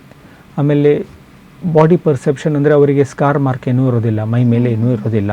ಸೊ ಪೇಷಂಟ್ ಟಾಲರೆನ್ಸು ಹೆಚ್ಚು, ಆಮೇಲೆ ಪೇಷಂಟಿಗೆ ಕ್ವಾಲಿಟಿ ಆಫ್ ಲೈಫ್ ಚೆನ್ನಾಗಿರ್ತದೆ. ಇದೆರಡು ರೀಸನ್. ಮತ್ತು ನಮಗೆ ಆಪ್ರೇಷನ್ ಮಾಡುವಾಗ ನಮ್ಮ ಆಪ್ರೇಷನ್ ಮಾಡೋದು ಈಸಿ. ನಮಗೆ ಈಗ 4K TV ಅಥವಾ 8K ವಿಷನ್ ಇದ್ದಂಗೆ. ಸೊ ನಮಗೆ ಇನ್ನೂ ಚೆನ್ನಾಗಿ ಕಾಣಿಸ್ತದೆ. ನಮಗೆ ಎಲ್ಲ ಸಣ್ಣ ಕ್ಯಾನ್ಸರ್ ತುಂಡನ್ನು ನಾವು ತೆಗಿಬೋದು, ನಾವು ಲೇಸರಲ್ಲಿ ತೆಗಿಬೋದು ನಾವು. ಓಕೆ. ಇನ್ನು ಕ್ಯಾನ್ಸರ್ ಬಂದು ಅವರು ಕ್ಯೂರ್ ಆದಮೇಲೆ ಮನೆಯಲ್ಲಿ ಯಾವ ರೀತಿ ಅಂದರೆ ಚಿಕಿತ್ಸೆ ಪಡೆದ ಮೇಲೆ ಮನೆಯಲ್ಲಿ ಅವರ ಆರೈಕೆ ಅನ್ನೋದು ಯಾವ ರೀತಿಯಾಗಿರಬೇಕಾಗುತ್ತೆ? ಮೇನ್ ಆಗಿರೋದು ತುಂಬ ಜನರಿಗೆ ಇದೆಲ್ವ, ಆಯಿತು ಸರ್ ನೀವು ಕ್ಯಾನ್ಸರ್ ಟ್ರೀಟ್ಮೆಂಟ್ ಮಾಡಿದ್ರಿ, ಇವಾಗ ನಾವು ಫುಡ್ ಏನು ತೊಗೊಳ್ಬೇಕಂತ ಪೇಷಂಟ್ಸ್ಗೆ ಏನು ಅನಿಸುತ್ತೆ, ನನ್ನ ಸೈಡಿಂದ ನಾವು ಏನು ಮಾಡ್ಬೋದು, ಅಥವಾ ಮನೆಯವ್ರಿಗೆ ಅನಿಸುತ್ತೆ ನಾವೇನು ಹೆಲ್ಪ್ ಮಾಡ್ಬೋದು ಅಂತ. ನಾವು ಹೇಳ್ತೀವಿ ನೀವು ಫಾಲೋಪಿಗೆ ರೆಗ್ಯುಲರ್ ಆಗಿ ಬರಲಿ, ನಿಮ್ಮಿಂದ ಹೆಚ್ಚೇನು ಮಾಡಲಿಕ್ಕೆ ಅಂತ ಇರಲಿಕ್ಕಿಲ್ಲ ಅಂದರೂ ಪ್ರತಿ ಒಂದು 3 ಮಂತ್ಸಿಗೆ ಬಂದು ನಮಗೆ ಫಾಲೋಪಿಗೆ ಬನ್ನಿ ಅಂತ. ಫಾಲೋಪಿಗೆ ಬನ್ನಿ, ಆಮೇಲೆ ಪ್ರತಿ 5 ವರ್ಷ ತನಕ ನೀವು ಫಾಲೋಪಿಗೆ ಬರ್ತಾ ಇರಬೇಕು. ಇದು ಪೇಷಂಟ್ಸ್ ಮಾಡ್ಬೋದು. ಮತ್ತು ಏನೇ ಪ್ರಾಬ್ಲಮ್ ಇದ್ದರೆ ನಮ್ಮ ಹತ್ರ ಬನ್ನಿ, ನೀವು ಹೆದರಬೇಡಿ. ಏನೇ ನಮಗೆ ನಿಮ್ಗೇನು ಅನಿಸಿದರೆ ಮೂತ್ರ ಸ್ವಲ್ಪ ಬ್ಲಡ್ ಇರ್ತಾ ಇದ್ದರೆ ಬನ್ನಿ. ಹೆಚ್ಚಿನವರು 3 ತಿಂಗಳ ತನಕ 6 ತಿಂಗಳ ತನಕ ಬರ್ತಾರೆ. ಆಮೇಲೆ ಅವ್ರಿಗೆ ಮರ್ತೋಗ್ಬಿಡ್ತದೆ, ಏನು ಪ್ರಾಬ್ಲಮ್ ಇಲ್ಲ ಅಂತ ಮರ್ಕೊಡ್ಬಿಡ್ತಾರೆ. ನಾವು ಪೇಷಂಟ್ ಹೇಳಿದ್ರೆ ನೀವು ಫಾಲೋಪಿಗೆ ಬನ್ನಿ, ಇಷ್ಟೇ ಸಾಕು, ಮತ್ತು ಸ್ಮೋಕಿಂಗ್ ಪುನಃ ರಿಪೀಟ್ ಮಾಡಿಬಿಡಿ. ಓಕೆ. ಇನ್ನು ಹೆಂಗಸರಿಗೆ ಕೂಡ, ಈ ಮಹಿಳೆಯರಿಗೆ ಈ ಒಂದು ಕ್ಯಾನ್ಸರ್ ಬಂತು ಅಂತ ಆದರೆ ಅವರಿಗೆ ಕೂಡ ಚಿಕಿತ್ಸಾ ಕ್ರಮ ಸೇಮ್ ಆಗಿರುತ್ತೆ? ಸೇಮ್ ಟ್ರೀಟ್ಮೆಂಟ್ ಇರ್ತದೆ. ಗಂಡಸರು ಮತ್ತು ಹೆಂಗಸರಲ್ಲಿ ಇದೆ ಅಲ್ವಾ, ಹೆಂಗಸರಲ್ಲಿ ಅಷ್ಟು ಕಾಮನ್ ಇಲ್ಲ, ಆದರೆ ಟ್ರೀಟ್ಮೆಂಟ್ ಇರೋದು ಸೇಮ್. ಆರೈಕೆ ಕೂಡ ಅದೇ ಥರ ಇರಬೇಕಲ್ಲ? ಸೇಮ್ ಆಗಿರ್ತದೆ. ಆದರೆ ಒಂದು ವೇಳೆ ನಮಗೆ ಈಗ ಆಪರೇಷನ್ ಆಗಿಬಿಟ್ಟು ಮೂತ್ರಕೋಶನ ತೆಗಿಬೇಕಂತ ಇದ್ದರೆ ಗಂಡಸಲ್ಲಿ ಬರೀ ಮೂತ್ರಕೋಶನ ಮಾತ್ರ ತೆಗಿತೀವಿ, ಲೇಡೀಸಲ್ಲಿ ಗರ್ಭಕೋಶನೂ ತೆಗಿಬೇಕಾಗ್ತದೆ ನಮಗೆ ಮೂತ್ರಕೋಶ ಜೊತೆಗೆ. ಏನು ಸಂಬಂಧ ಇರುತ್ತೆ? ಯಾಕಂದರೆ ಗರ್ಭಕೋಶ ಮೂತ್ರಕೋಶ ಹತ್ರ ಇರೋದು. ಸೊ ಒಂದು ವೇಳೆ ಗರ್ಭಕೋಶಕ್ಕೆ ಸ್ಪ್ರೆಡ್ ಆಗಿದ್ದರೆ ಅದನ್ನು ತೆಗಿಬೇಕಾಗ್ತದೆ, ಅಥವಾ ನಮಗೆ ರಿಸ್ಕ್ ತಗೊಳ್ಳಿಕ್ಕೆ ಇಷ್ಟ ಇಲ್ಲ, ತೆಗೆಯೋದಾದರೆ ಜೊತೆಗೇನೆ ತೆಗಿತೀವಿ. ಇದು ಹೆಚ್ಚಿನವರಿಗೆ 50-60 ವರ್ಷ ಆದಮೇಲೆ ಆಗಿರೋದು. ಸೊ ಅವರಿಗೂ ಏನೂ ಪ್ರಾಬ್ಲಮ್ ಅಂತ ಇರೋದಿಲ್ಲ. ಅವರು ಹೇಳ್ತಾರೆ ನೀವು ಕ್ಯಾನ್ಸರ್ ತೆಗೆಯೋದಾದರೆ ಎರಡನ್ನೂ ತೆಗಿಬಿಡಿ, ನಮಗೇನು ಮುಂದೆ ಪ್ರಾಬ್ಲಮ್ ಬರಬಾರ್ದು ಅಂತ. ಸೈಡ್ ಎಫೆಕ್ಟ್ಸ್ ಏನೂ ಬರೋದಿಲ್ವಾ? 50-60 ವರ್ಷ ಆದಮೇಲೆ ತೆಗೆದ್ರೆ ಏನೂ ಪ್ರಾಬ್ಲಮ್ ಬರೋದಿಲ್ಲ ಇದರಲ್ಲಿ. ಓಕೆ. ಇನ್ನು ಈ ಕ್ಯಾನ್ಸರ್, ಮೂತ್ರಕೋಶದ ಕ್ಯಾನ್ಸರ್ ಬರಲೇಬಾರ್ದು ಅಂತ ಆದರೆ ಏನೇನು ನಾವು ಕೇರನ್ನು ತಗೊಳ್ಬಹುದು ಅಂತ? ಅದೇ ನಾವು ಹೇಳ್ತೀವಲ್ಲ ಇಂಗ್ಲೀಷಲ್ಲಿ prevention is better than cure ಅಂತ. ಸ್ಮೋಕಿಂಗ್ ಅಂತ ಇರೋದನ್ನು ಅವಾಯ್ಡ್ ಮಾಡಿ, ಮೋಸ್ಟ್ ಇಂಪಾರ್ಟೆಂಟ್ ಸ್ಮೋಕಿಂಗನ್ನು ಅವಾಯ್ಡ್ ಮಾಡಿ. ಒಂದು ವೇಳೆ ಮತ್ತೆ ನೀವು ಫುಡ್ಡಲ್ಲಿ ನಿಮ್ಮದು ಪ್ರೊಸೆಸ್ಡ್ ಫುಡ್ಡು ಕಮ್ಮಿ ತಗೊಳ್ಳಿ, ಎಲ್ಲ ಹಣ್ಣು ತರಕಾರಿ ಎಲ್ಲದೂ ತಗೊಳ್ತಾ ಇರ್ಬೋದು ನೀವು. ಇದನ್ನು ಮೂತ್ರ ಇನ್ಫೆಕ್ಷನ್ ಆಗದೆ ಇರುವಂಗೆ ನೋಡಿ ನೀವು. ಕ್ಯಾನ್ಸರ್ ಒಂದು ವೇಳೆ ಬಂದರೂ ಹೆದರೋದೇನು ಬೇಕಾಗಿಲ್ಲ. ನಾನು ಲಾಸ್ಟ್ ಟೈಮ್ ಹೇಳ್ದಂಗೆ ಇದೆ ಅಲ್ವಾ, 75% ಅಥವಾ 85% ಜನರಿಗೆ ಕ್ಯಾನ್ಸರ್ 5 ವರ್ಷದಲ್ಲಿ ಏನೂ ಆಗೋದಿಲ್ಲ, ಪ್ರೊವೈಡೆಡ್ ಅವ್ರು ಸರಿಯಾಗಿ ಫಾಲೋಅಪ್ಪಲ್ಲಿದ್ದರೆ. ಸೊ ನಮ್ಮ ಸೈಡಿಂದ ಟ್ರೀಟ್ಮೆಂಟ್ ಮಾಡ್ತೀವಿ, ನಿಮ್ಮ ಸೈಡಿಂದ ಎಂಥ ಟ್ರೀಟ್ಮೆಂಟ್ ಅಂತ ನೀವು ಫಾಲೋಅಪ್ ರೆಗ್ಯುಲರ್ ಆಗಿ ಇರಬೇಕು. ಇನ್ನೊಂದು ಸಮಸ್ಯೆ ಏನಂದರೆ ಕೆಲವ್ರ ಹತ್ರ ಇರುತ್ತೆ, ಕ್ಯಾನ್ಸರ್ ಬಂದ ತಕ್ಷಣ ನಾವು ಸತ್ತೋಗ್ಬಿಡ್ತೀವಿ, ಈ ಒಂದು ಮೈಂಡ್ ಸೆಟ್ ಇರುತ್ತೆ. ಸೊ ಈ ಒಂದು ಮೂತ್ರಕೋಶದ ಕ್ಯಾನ್ಸರ್ ಕೂಡ ಅಷ್ಟೊಂದು ಮಾರಣಾಂತಿಕ ಆಗಿರತ್ತಾ ಹೇಗೆ? ನಾನು ಅದೇ ಹೇಳ್ದಂಗೆ ಇದೆ ಅಲ್ವಾ, ರಿಸ್ಕ್ ಇದೆ, ಇಲ್ಲ ಅಂತ ನಾನು ಹೇಳೋದಿಲ್ಲ. ಆದರೆ ಆ ರಿಸ್ಕನ್ನು ಕಮ್ಮಿ ಮಾಡೋದು ನಿಮ್ಮ ಕೈಯಲ್ಲಿರೋದು. ನೀವು ಫಾಲೋಅಪ್ಪಲ್ಲಿ ರೆಗ್ಯುಲರ್ ಆಗಿ ಬಂದರೆ 100ರಲ್ಲಿ 85 ಜನರಿಗೆ ಏನೂ ಆಗೋದಿಲ್ಲ. ಅದೇ ನೀವು ಲೇಟ್ ಸ್ಟೇಜಲ್ಲಿ ಬಂದರೆ 100ರಲ್ಲಿ 40 ಅಥವಾ 50 ಜನರಿಗೆ ಏನೂ ಆಗೋದಿಲ್ಲ. ಸೊ ನೀವು ತಕ್ಷಣ ಡಾಕ್ಟರ್ ಹತ್ರ ಬರೋದು ನಿಮ್ಮ ಕೈಯಲ್ಲಿರೋದು. ನಿಮ್ಮ ಕೈಯಲ್ಲಿ ಏನಿರುತ್ತೆ, ತಕ್ಷಣ ಡಾಕ್ಟರ್ ಹತ್ರ ಬನ್ನಿ, ಫಾಲೋಅಪ್ ರೆಗ್ಯುಲರ್ ಆಗಿ ಮಾಡಿ, ಡಾಕ್ಟರ್ ಏನು ಅಡ್ವೈಸ್ ಕೊಡ್ತಾರೆ ಅದನ್ನು ತಗೊಳ್ಳಿ, ನಾವು ನಮ್ಮ ಕೆಲಸ ಮಾಡ್ತೀವಿ ಅಂತ.